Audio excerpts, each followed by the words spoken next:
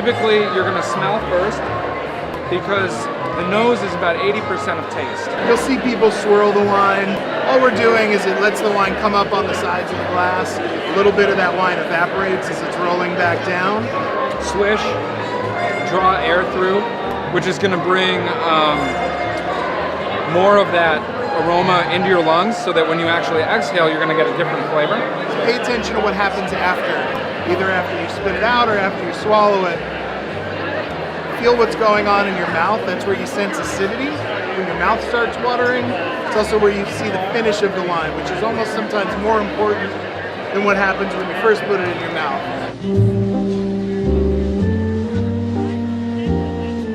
You don't have to spend a fortune to be able to find a really good wine. A more expensive bottle of wine is really better only if the beholder feels that it's better. The best wines in the world tend to be relatively pricey. That being said, there's terrible expensive wines and amazing cheap wines. Tannins, I believe, come from the skins of grapes. Red wines, especially wines like Cabernet, that come from thicker skinned grapes, tend to have a lot of tannin. Tannin also exists in walnuts, tea. It kind of strips that mucous membrane off of the interior of the mouth, and it gives you a very big or dry feeling. You know, sweeter wines are going to have actual residual sugar left in them. Dry wines, you know, that's usually all fermented out. Dry is anything technically below 1 gram per liter of sugar to a 1 gram per liter of acid ratio. I think it's a pretty commonly misunderstood term in wine, though, because when you ask for something that's sweet, most people aren't actually looking for something sweet.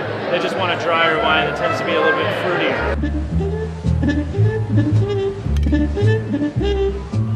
Bottom line is oxygen is wine's enemy. Tannins do have something to do with how long it will last. A younger wine, it's a fresh wine, it's not going to last very long. A very, very tannic wine, if you open the bottle, like say a Barolo, something very big like that, sometimes it's not even ready.